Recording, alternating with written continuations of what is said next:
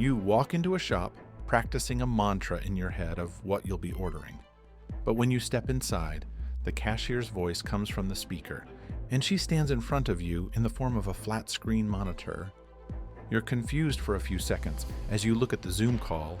Did your feet mistakenly take you to the drive-thru? Apparently not. This is not the new reality of virtual workers. These are the realities that are brought by the 2024 job crisis.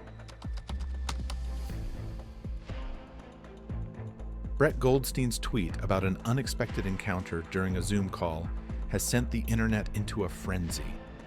In his tweet, Goldstein recounts his virtual meeting with a cashier who was supposedly working for a New York City branch, but was actually located in the Philippines. Goldstein's tweet was initially just another anecdote in the vast sea of social media, but its contents struck a chord with netizens. People were intrigued by the idea of remote work reaching such unexpected corners of the world, and the story became a symbol of the globalized nature of modern employment. As Brett Goldstein's tweet about the remote cashier from the Philippines gained traction, not all responses were positive.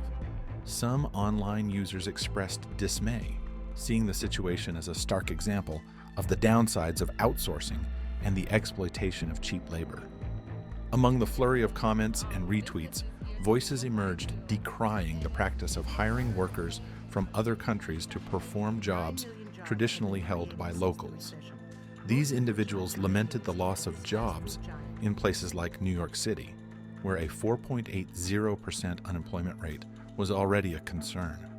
They argued that outsourcing not only hurt local economies, but also perpetuated a cycle of poverty in countries where workers were paid significantly lower wages. Even though they've been around for a while, Goldstein's tweet made us think about the people behind the screen. Turns out, many of them are real people working from faraway places where labor is cheaper. They handle our orders and questions just like they're right there, but they're actually miles away. A darker narrative began to emerge, hinting at a future that seemed straight out of a dystopian novel. People started to paint a grim picture of a world where companies, driven solely by profit, exploited virtual workers from other countries to cheat their way out of decently paying American workers. With each virtual transaction, the divide between the haves and the have-nots seemed to deepen. In this unsettling scenario, businesses found it increasingly tempting to cut costs by outsourcing labor to regions where wages were a fraction of what they would be in the United States. As a result, American workers found themselves sidelined, struggling to compete with their overseas counterparts who were willing to work for much less. This trend didn't just affect blue-collar workers. Even skilled professionals felt the squeeze as companies looked to outsource tasks traditionally performed by highly paid professionals. Jobs that once provided a comfortable living now seemed close to extinction, replaced by algorithms and virtual workers on the other side of the globe.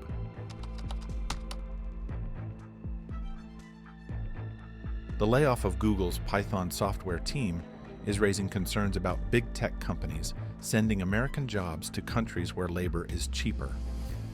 Google decided to shut down its US-based Python team and move the work to Munich, Germany, upsetting many employees who shared their sadness on social media. This move is part of a wider trend of tech companies cutting costs by outsourcing jobs to places with lower wages. Google's recent layoffs include teams working on Python, Dart, and Flutter, adding to thousands of job cuts earlier this year. While companies say they're optimizing their workforce globally, it means American workers are losing their jobs to cheaper labor elsewhere. This could hurt America's tech talent pool and innovation in the long run. Leaders need to find a balance between saving money and keeping tech jobs in the US. Otherwise, America could lose its edge in technology. The layoffs at Google show how this trend is affecting real people and could weaken America's tech dominance over time. It's not just Google making these moves. Other big companies like Nike, Tesla, and Metrobank have been doing the same thing. They're shifting jobs from the US to other countries where labor costs are lower. Nike, for example, has factories in places like Vietnam and China, where they can make shoes for less money. Tesla has been expanding its operations overseas, setting up factories in places like China and Germany. These companies say they're doing it to save money and stay competitive. But for workers in the US and other countries where jobs are being moved from, it's a worrying trend. It means fewer job opportunities and sometimes even lower wages for them. For workers, it could mean tougher competition for the jobs that are left, and maybe even lower wages because companies know they can get the same work done for less money elsewhere. And it's not just about manufacturing jobs anymore. It's happening in tech, customer service, finance, you name it. A Reddit user stated, "What's replacing jobs is the outsourcing to countries like India. Companies all over the United States are cutting positions domestically and replacing those workers with positions in India, ranging from managerial to mid-level and entry-level positions." On a broader scale, it could mean a shrinking middle class and more income inequality. If the jobs that used to provide a decent living disappear or pay less, it's harder for people to get ahead. Plus, if fewer people have good jobs, it could hurt consumer spending, which is a big driver of the economy. And let's not forget about the impact on innovation. If companies start moving their research and development teams overseas, it could slow down the pace of innovation here in the US. Of course, there are other factors at play, like technology and automation, but offshoring is definitely a big part of the equation. If we don't find a way to balance the need to stay competitive with the need to support American workers, the job market could look a lot bleaker in the years to come. Additionally, the Job Openings and Labor Market Turnover Survey reported 9.6 million available jobs in September. Yet, only 150,000 non-farm payroll jobs were added in October, with the unemployment rate at 3.9%.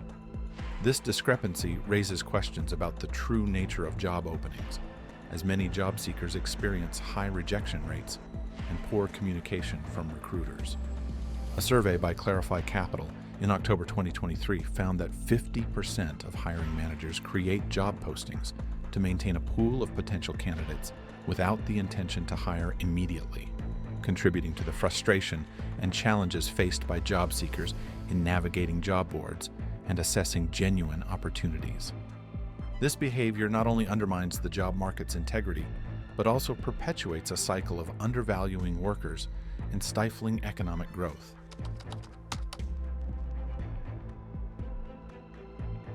Americans are getting worried about the economy.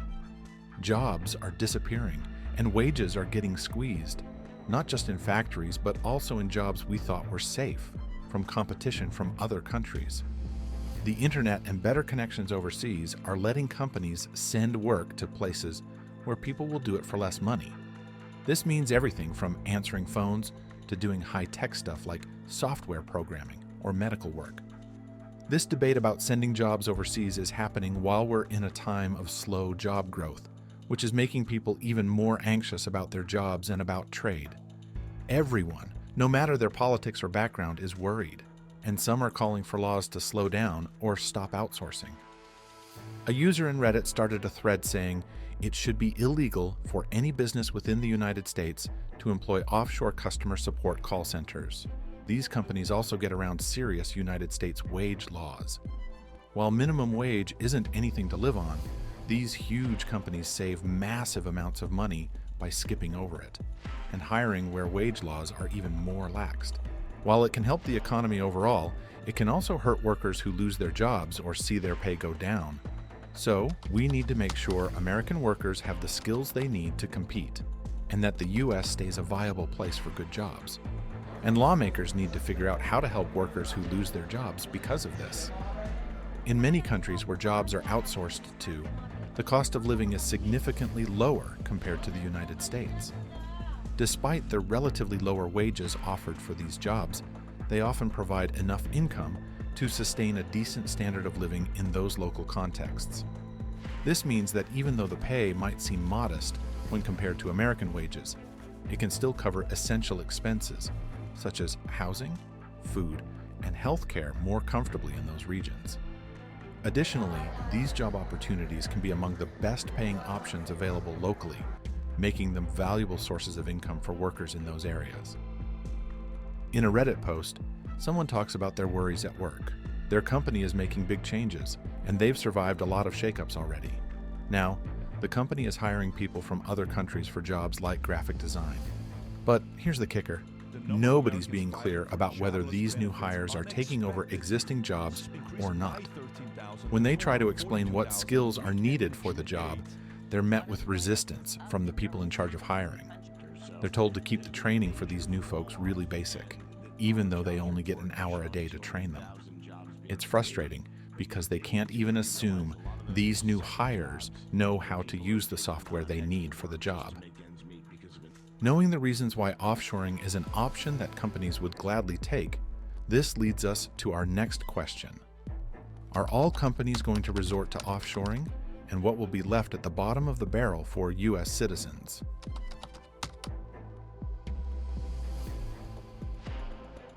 In recent years, the trend of work-from-home occupations has gained significant traction in Asian countries, reshaping the traditional landscape of employment and offering new opportunities for workers.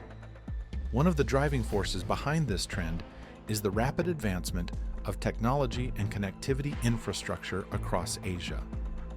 With improved internet access and the proliferation of digital platforms, workers in countries like India, the Philippines, and Indonesia are increasingly able to perform their jobs remotely from the comfort of their homes. This shift to remote work has been particularly pronounced in sectors such as information technology, customer service, and digital marketing, where tasks can often be completed online with minimal reliance on physical infrastructure. Additionally, the rise of outsourcing and freelancing platforms has facilitated the global exchange of talent, allowing Asian workers to access job opportunities from clients and companies around the world. This has democratized access to employment and provided a level playing field for workers regardless of their geographical location. Furthermore, the COVID-19 pandemic has accelerated the adoption of remote work practices in many Asian countries, as organizations were forced to adapt to social distancing measures and lockdowns. As a result, companies that were once hesitant to embrace remote work have now recognized its feasibility and benefits, leading to a more widespread acceptance of flexible work arrangements. The trend towards work-from-home occupations in Asia has significant implications for the region's economy. It enables companies to tap into a diverse talent pool, reduce overhead costs associated with maintaining physical offices, and promote a better work-life balance for employees. Additionally, it can foster greater inclusivity by providing employment opportunities to individuals who may face barriers to traditional office-based work, such as people with disabilities. As companies continue to offshore jobs to countries with lower labor costs, the job market in those countries undergoes its own transformation.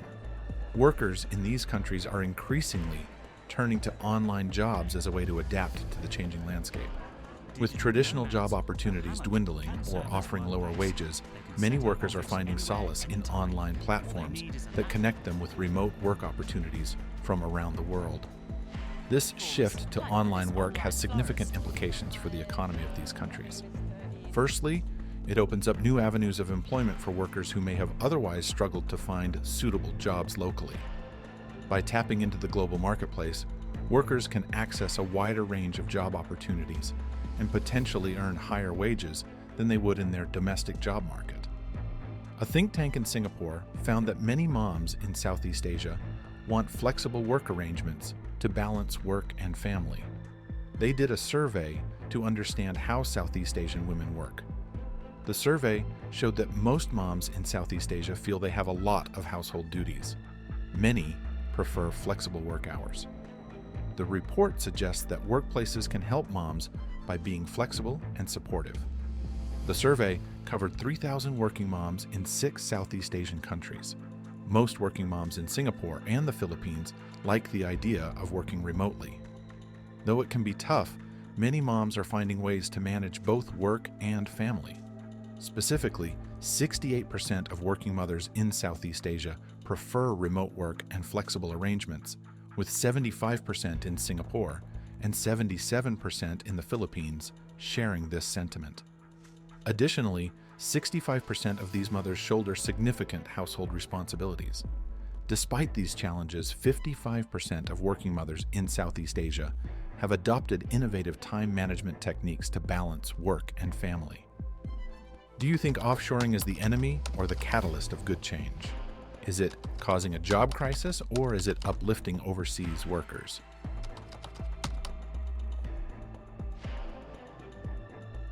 Right now in the USA, there are lots of workers who are walking off the job or going on strike. Why? Because they say the minimum wage they're getting paid isn't enough to live on. They're asking for higher wages so they can afford the basics like rent and food.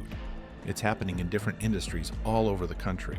Workers are standing up and saying they deserve better pay to make ends meet. In 2023, nearly 500,000 workers in the US went on strike, making it one of the biggest years for strikes since 1990.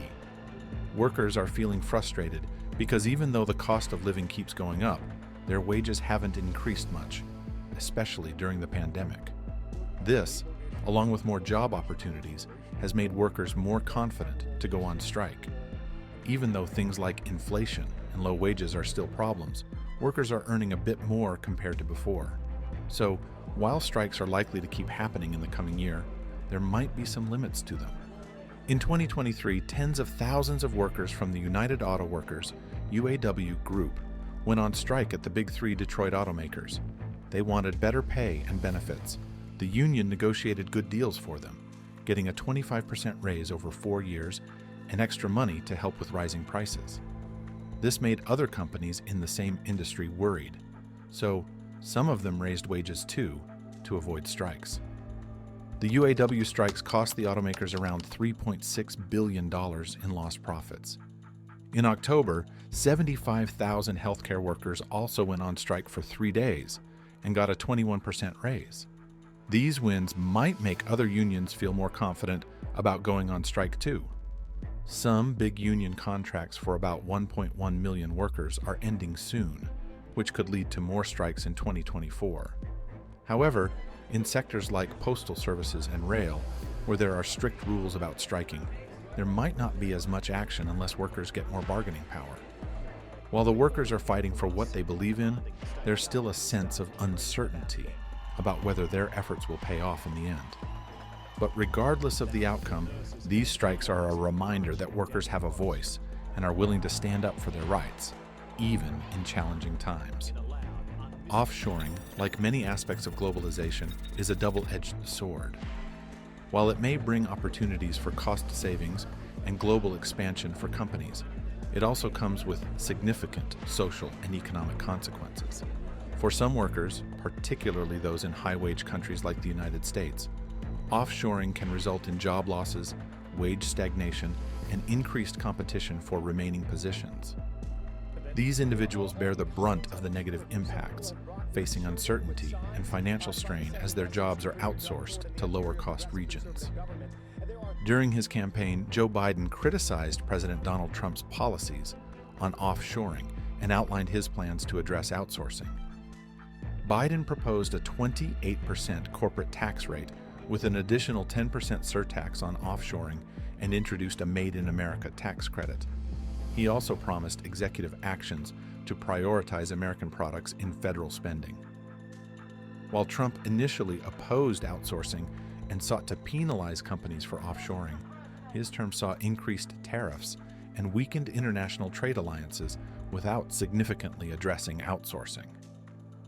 Biden, promising to repair global trade relations, aims to reduce offshoring, but recognizes the importance of fair trade. On the flip side, offshoring can offer new opportunities for workers in countries where jobs are being relocated. These individuals may gain access to employment opportunities that were previously unavailable locally, providing them with higher wages and improved standards of living. However, regardless of the benefits that offshoring may bring to certain individuals or regions, it's crucial to recognize that companies bear a responsibility to their workers. They should prioritize fair wages, job security, and the well-being of their employees, whether they are based locally or overseas. Thanks for watching.